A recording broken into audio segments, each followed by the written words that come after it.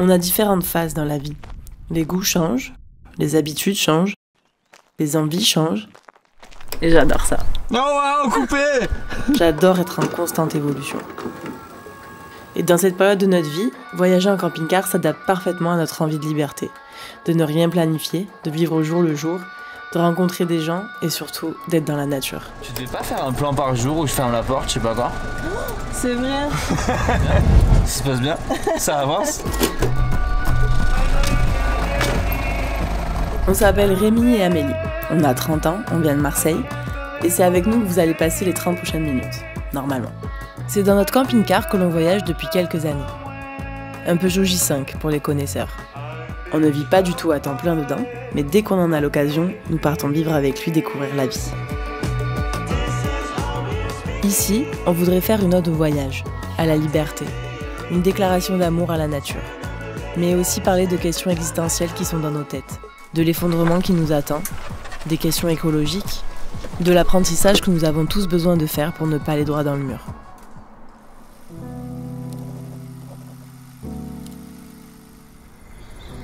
Nous avons l'immense chance d'avoir le temps de se poser des questions, le temps de réfléchir, le privilège d'essayer de changer de vie. Je pense que la liberté, c'est ça avant tout, avoir le temps.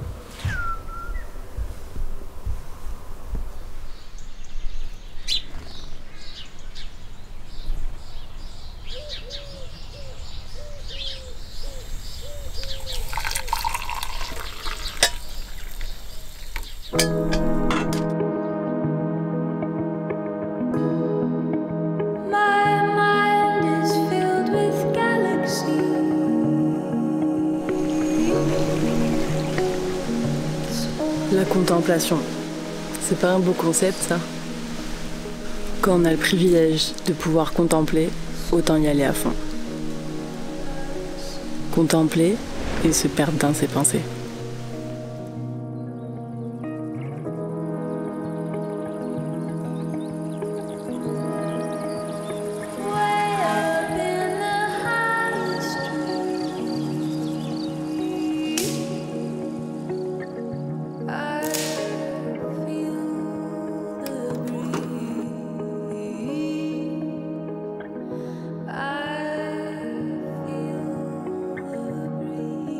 Tu peux atteindre une certaine phase de méditation en route.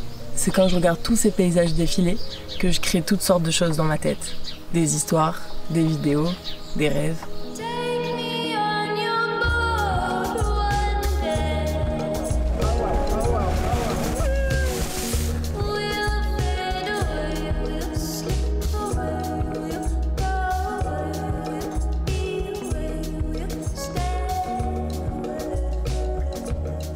Comme pour beaucoup, il y a encore quelques années, nous n'avions pas vraiment conscience du monde compliqué qui nous attendait, des problèmes sans fin. Voyager en camping-car est parti d'une envie de nouveau, mais cela apparaît finalement être comme le début d'une solution.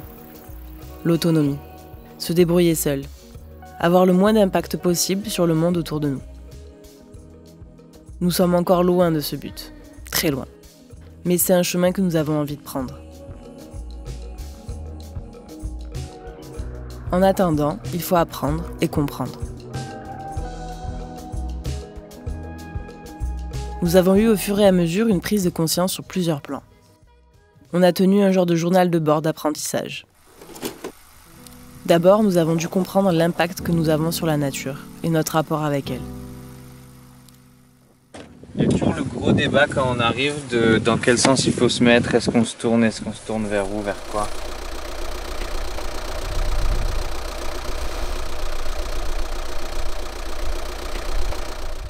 Il y a du soleil enfin. C'est à peu près toujours la même mécanique. Tu remplis ton eau, tu t'occupes des problèmes, tu répares des choses.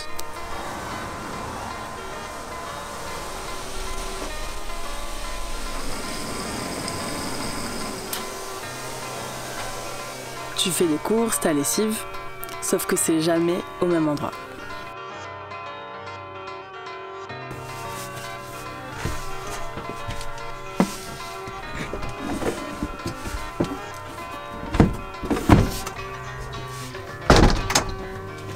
Et ta chambre, ton salon, ta terrasse, c'est toujours les mêmes, sauf que c'est jamais la même vue.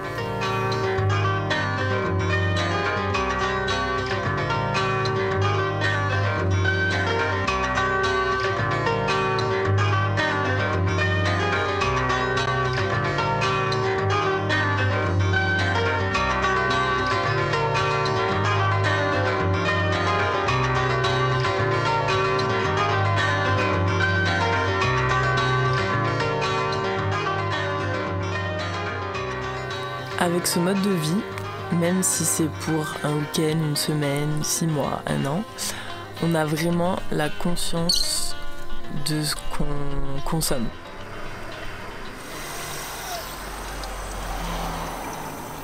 On sait exactement combien d'eau on consomme, en combien de temps. On sait les déchets qu'on produit parce qu'on doit les évacuer du camping-car.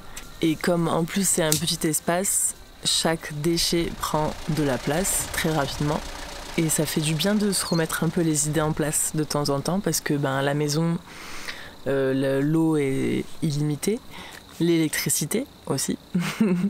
Ici, dans ce petit espace, dans cette petite maison roulante, on prend vraiment conscience de tout ce qu'on consomme.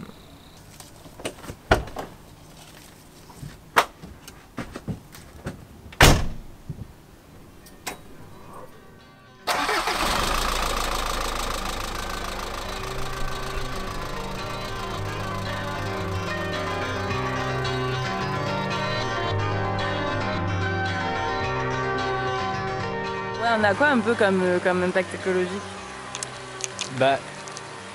Il y a différentes formes d'impact écologique. D'une part, il y a la pollution, c'est-à-dire qu'on consomme 9 litres au 100 et on consomme du diesel. Donc on rejette des particules fines, ce qui est mauvais pour la planète. Ce qui est mauvais pour la santé, surtout des gens. Et des animaux aussi, mais c'est cancérigène, c'est mauvais et tout. Après, 9 litres au 100, il n'y a pas de quoi rougir, il y a vraiment pire. Sachant que si on avait voulu un véhicule qui consomme moins, au final on aurait eu un plus gros impact parce qu'acheter un véhicule neuf, ça pollue énormément. En fait, donc le véhicule le plus écologique, c'est celui qui existe déjà. Ne jetez pas vos déchets par terre. En Croatie, tous les bords de route sont ultra sales. C'est impressionnant comme c'est sale. C'est tellement dommage, les paysages sont tellement magnifiques et il y a plein d'endroits magnifiques comme ici qui sont sales. Parce que du coup tout le monde se dit oh c'est pas grave et puis après ça donne des trucs comme ça. Surtout qu'ici il y a une poubelle à 10 mètres. C'est rare d'en voir de si près. Ils sont trop beaux.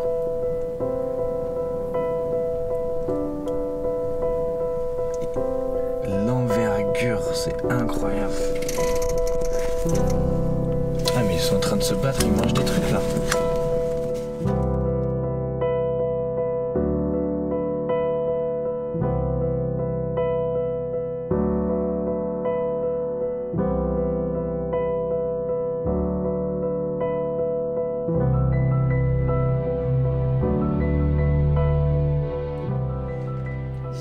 Problème quant à l'organisation de la journée. Parce qu'en fait, je t'explique. T'as vu, hier, on a fait une grosse montée qui m'a fait un peu peur, non mais qui a fait chauffer quand même vachement le camping-car. Et en fait, là, on se trouve là. Et les gorges, c'est là. Et en fait, du coup, pour redescendre, il faut retaper la route, ouais. Ok, une normal. grosse descente. Voilà. Donc, je me dis, j'aimerais bien faire ça juste une fois. Ok. Voilà, et après, donc, toutes les gorges du Tarn, il n'y a pas de spot en fait. Genre, tu n'as pas le droit de te mettre. Genre, les flics qui passent tout le temps et tout. Donc, je pense même que. En mode parking, un truc qui soit pas nature. Ben, faudrait trouver un parking, mais à mon avis, ce sera payant pour les camping-cars quoi. Mais c'est pas grave en soi. Demain, genre, on grimpe, et si on a envie de rester le soir et de regrimper le lendemain, ben, à mon avis, on va sur un camping. Un camping ou un parking payant, un truc, une aire de. Ok, ok. Et sinon, on va mettre des heures à remonter, c'est ça? Ouais. À remonter ici, c'est chiant. Ben, si j'ai peur que le camping-car après soit pas content.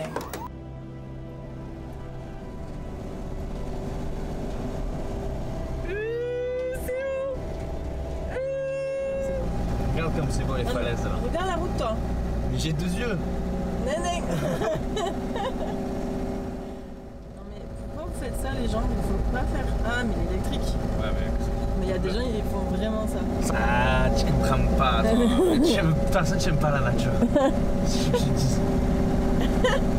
Tu es une gêne de la ville. Pendant notre apprentissage, nous avons été confrontés à un sujet auquel nous n'avions pas pensé. Les autres. Ou plus précisément, la perception des autres sur nous et la légalité de ce mode de voyage.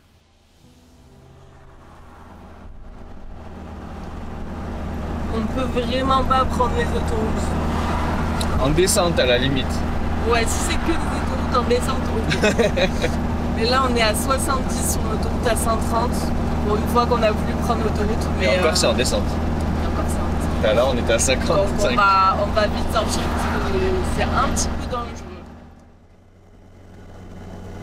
Au début, j'étais toujours gênée de bloquer tout le monde parce qu'on est super lent et que du coup les gens étaient énervés derrière parce qu'ils ne pouvaient pas nous doubler.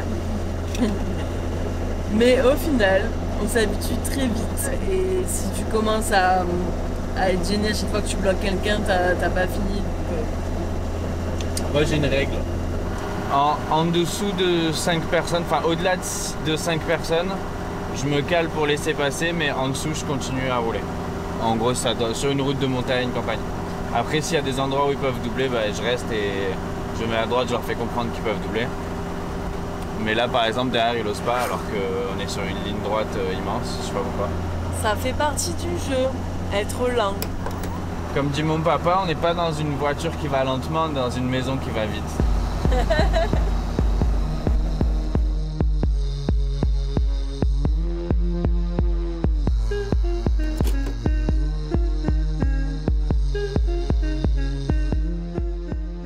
La plupart du temps, on a la chance d'être dans des endroits magnifiques pour y passer la nuit. Allez, fais un bois. Plus de pellicule. Ça, c'est un bon cahier de mots. Il y a des fois où on est juste au bord de la route. Mais on n'est quand même pas dans un endroit dégueulasse. On a une vue incroyable. On est près de la zone d'escalade. On est sur un endroit gratuit, autorisé, dans un endroit ultra touristique. Il n'y a personne parce qu'on est en septembre. Et en plus, il y a des toilettes sèches parce que maintenant ils font des super toilettes sèches, propres, pratiques et qui peuvent être bien réutilisables dans la nature. De ce côté, c'est un peu chiant. Tout endroit appartient à quelqu'un. Il n'y a pas d'endroit de nature libre et le camping sauvage est interdit partout en France. Il y a par contre des pays où le camping sauvage est autorisé, voire une tradition, comme en Roumanie. Et des pays avec des grands espaces, comme les États-Unis.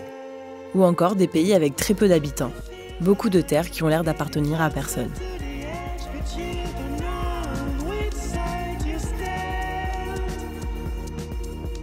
Mais en France, tout endroit appartient à quelqu'un. Donc cela pose la question de l'illégalité de se poser dans des endroits en pleine nature, même s'ils paraissent complètement libres. C'est vrai que si tout le monde faisait ça, ça serait pas gérable. Mais si on ne laisse vraiment aucune trace de notre passage, que l'on reste qu'une ou 2 nuits par endroit, est-ce vraiment un problème ?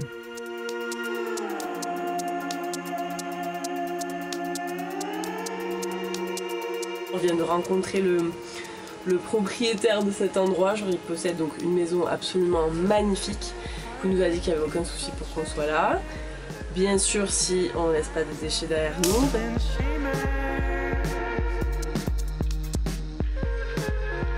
Je pense qu'en été, c'est un peu la folie ici. Mais là, à cette période, tous les campings sont fermés. Du coup, on dort dans des endroits sauvages, même si c'est strictement interdit normalement. Il y a comme quoi, il y a des endroits à camping-car où les gens sont trop gentils, t'as des bonjours sur le côté de la route et tout. Et il y a des endroits comme ici où ils sont vraiment pas contents de te voir. La vente des camping-cars explose depuis quelques années. Nous sommes de plus en plus, donc comme toute chose où on est beaucoup, il y a beaucoup de chances que ça se passe mal. Et oui, parce que dis-nous quel est le problème sur une ville de 8000 personnes qui peut accueillir 8000 personnes quand il y a 16 000 personnes qui débarquent d'un coup. Ça fait trop. Ça... Scientifiquement, c'est trop. L'écart. Si on était peu à faire ça, tout irait bien. Mais on ne peut pas demander aux autres de ne pas faire ce que l'on fait pour pouvoir encore le faire. Il y a beaucoup trop de monde. Ça me plaît pas. On aura beau respecter les lois au maximum, au final, on sera toujours dans l'illégalité. Des campings sont à disposition, des aires de camping-car, et il y en a des très bien. Des fois, tu trouves des petites pépites comme ça. Là, on est sur un terrain. Tu payes 5 € par jour, si le mec passe un jour, parce que là, ça m'a l'air tout fermé, mais bon. Mais quand on a goûté au fait d'être seul, perdu dans la nature, c'est dur de trouver mieux. En fait, je me rends compte que je suis toujours un petit peu... Je me sens toujours un peu oppressée dans la vie de tous les jours, et que la pleine zénitude, je peux l'avoir que quand je suis en pleine nature.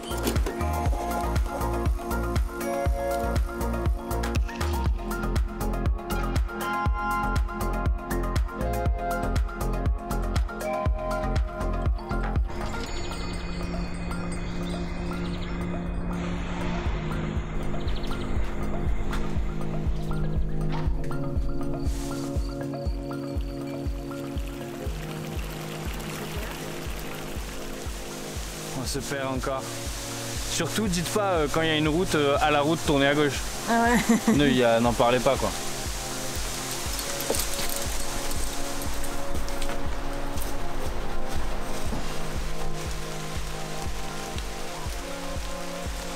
Ça te fait bien de marcher 1 heure pour arriver peu? C'est 1h30. Si ça répond à ta question. En tout cas, c'est joli.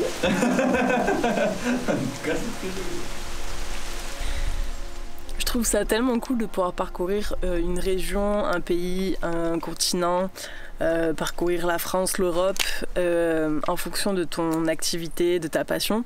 Nous, par exemple, c'est l'escalade, mais on peut faire tous les lacs pour faire du kayak. Si on aime les châteaux, on peut faire tous les châteaux de France. Et je trouve ça top parce qu'on découvre des petits endroits qui sont pas forcément connus. Et puis... Ils sont connus que par les gens qui partagent ta passion, ce qui est cool. Ouais, c'est ça. Et puis tu kiffes, tu fais ce que t'aimes tous les jours et tu voyages et t'es avec ton van, ton camping-car, t'es complètement libre. Ça marche mieux si ta passion c'est une activité de nature quand même. Ouais, si ta passion c'est la broderie ou les jeux vidéo, du coup c'est moins cohérent ce que je dis, mais voilà. Encore chaud. Quand ton mec est beaucoup trop chaud depuis 7h du mat.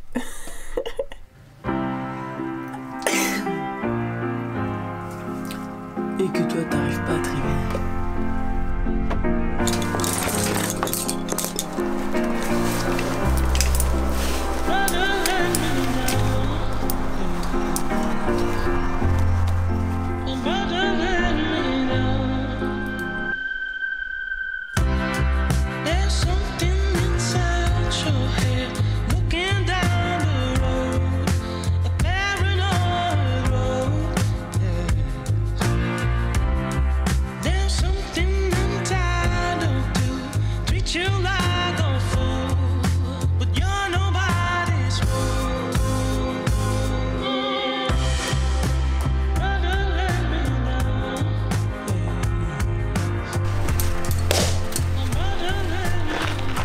Je pense qu'il est sage d'arrêter de grimper.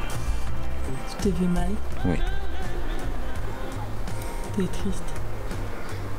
Oh mon amour. Nous le savions, passer d'un appartement à un petit carré roulant, il fallait s'adapter.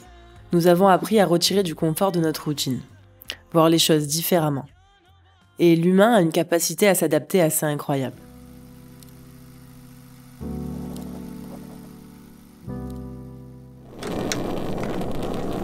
Mince. Il a été mis en bas.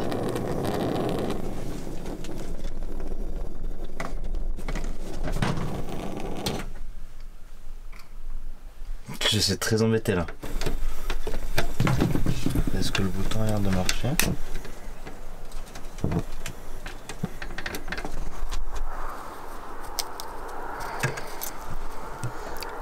Pourquoi on fait genre? Parce que c'est pas bon quand il y a trop de peau et c'est moins bon et c'est bon quand il y en a un peu, je crois. Je t'avoue que j'ai toujours vu faire comme ça, du coup je fais comme ça. Si c'est du sel avec 1% de autre chose. Et c'est bon ou pas? Bah c'est différent.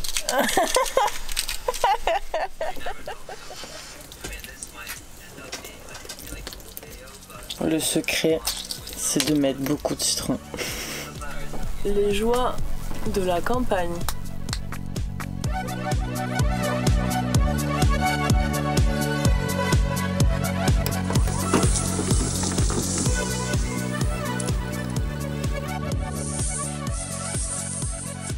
Ouais, bah 8 mètres carrés alors. Voilà, la vie à deux dans 8 mètres carrés. Dans un camping-car ou dans un van, c'est tout le temps le bordel. T'as beau ranger le matin, le soir, ce sera le bordel. Et du coup, il faut tout le temps ranger pour pas que les choses volent quand on conduit, pour pas qu'on se marche dessus, pour pas qu'on s'énerve parce qu'on trouve pas les choses. Donc tous les matins, il faut ranger sa petite maison. Et pourtant, on n'a pas beaucoup d'affaires. Mais là, je sais pas comment on a fait. Mais ça va très vite.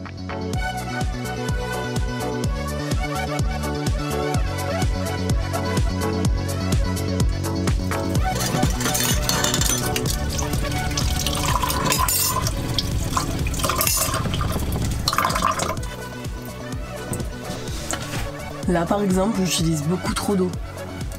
Parce qu'on en a presque plus. On n'est pas à la maison, c'est pas illimité.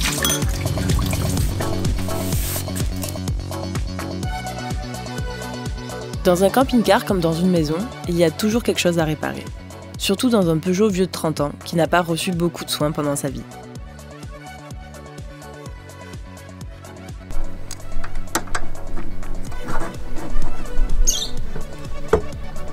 Tu fais quoi? Mais je m'inquiète, j'ai plein d'inquiétudes. Mais là ça va, mais à cause de la rouille. Ah ouais, c'est le cancer des véhicules ça.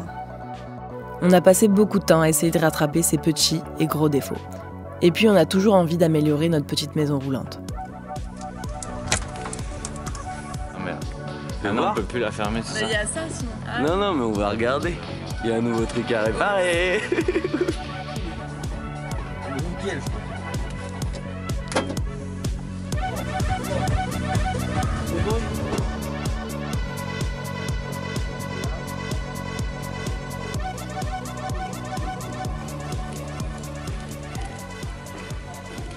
Alors? Ben, on vient de se réveiller. Et c'est tout mouillé. Alors qu'on avait tout bien fait les jouets. On va passer une bonne journée. Tada!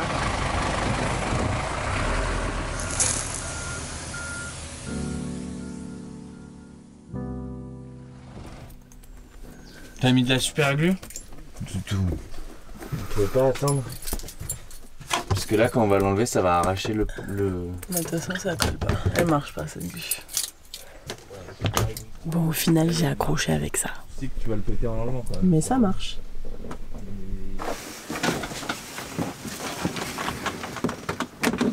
Ah oui.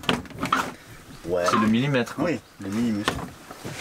Et l'autre non, parce qu'elle est derrière forcément. Ouais, je dirais 2 mm, ça suffirait.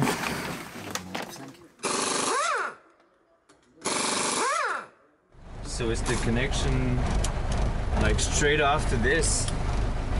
Pendant nos voyages, nous avons toujours eu des surprises. Mais ça fait partie du jeu. Et toutes les galères deviennent des bons souvenirs.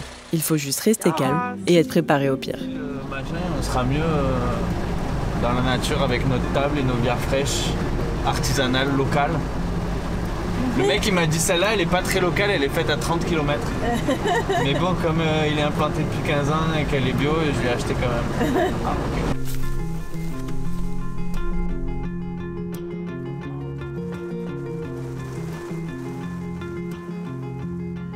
Tu le sens l'orage là?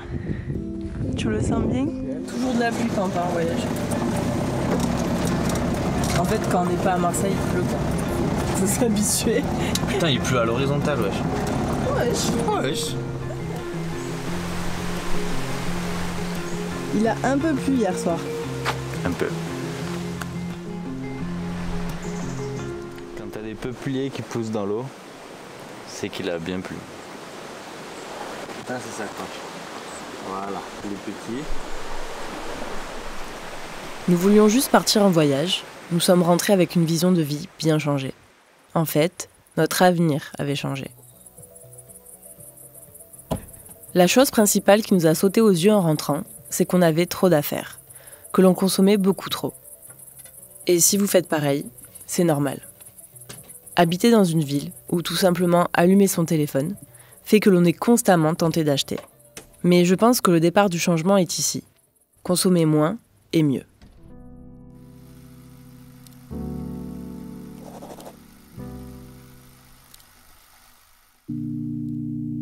Consommer moins et mieux, c'est consommer conscient. Et être conscient de ce que l'on consomme est pour moi la base de l'autonomie. Ce qui change en camping-car au bout de quelques mois, c'est notre rapport aux villes. Parce que, à force d'être en nature, quand tu arrives en ville, ton cerveau est vraiment beaucoup sollicité par les pubs, les magasins, tout le monde, les voitures, etc. Et à chaque fois, on se tape un méga mal de tête après une visite de ville. J'ai pris des petites tomates comme ça, C'est mieux. Avec la mozza et de voilà. Parfait. C'est bien, non? Parfait.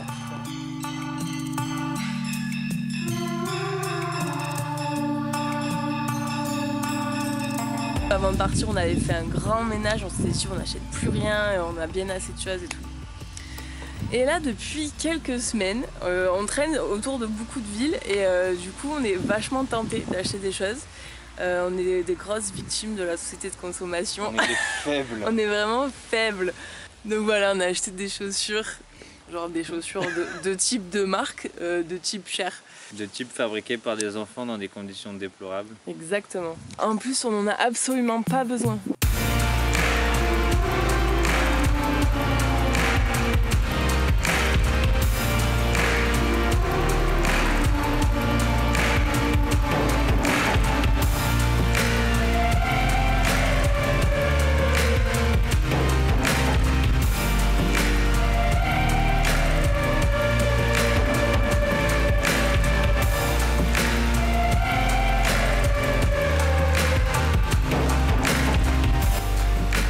Et ça s'appelle une scie à cloche. Juste ça, et t'en as de toutes les tailles.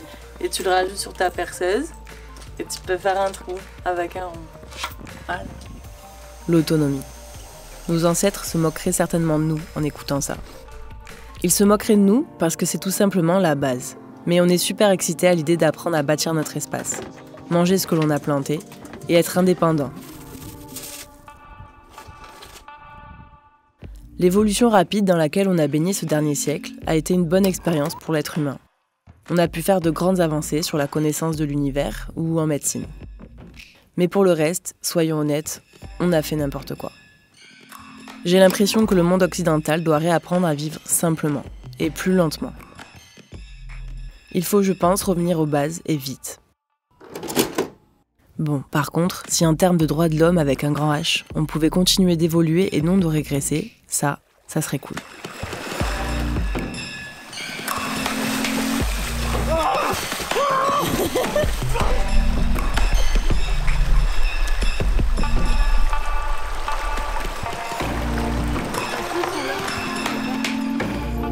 Elle était bonne? Elle était très prateuse, ça fait trop du bien. Trop bien après l'escalade. Il y a un chevreuil là-bas.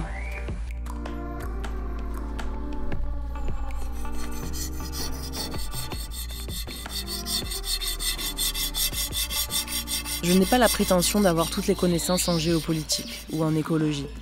Je n'en ai même aucune. Je suis juste une femme de 30 ans qui se demande bien comment le monde va pouvoir évoluer dans la bonne direction en continuant comme ça. Comment faire pour que notre bail avec la planète ne se termine pas dans 50 ans? Mais j'essaye de garder espoir, de ne pas tomber dans la dépression en voyant tout ce qui se passe dans ce monde, Et j'essaye de changer, contrairement à nos dirigeants. En tout cas, même si je n'ai pas la solution miracle, j'ai bien envie d'essayer.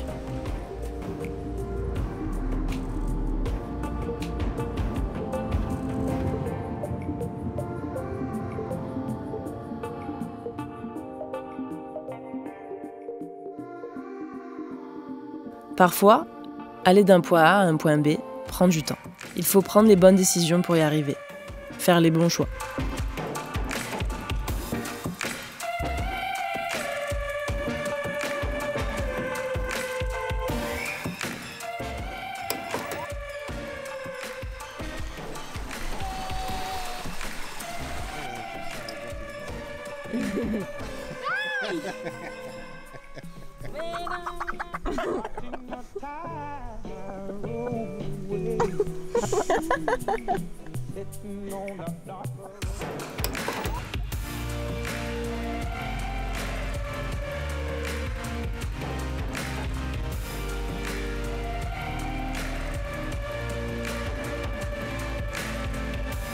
Ces 30 minutes font juste partie d'une introduction. Cette aventure ne s'arrête pas là, et on aimerait vous amener avec nous pour découvrir ce qui se passe, si l'on choisit la liberté.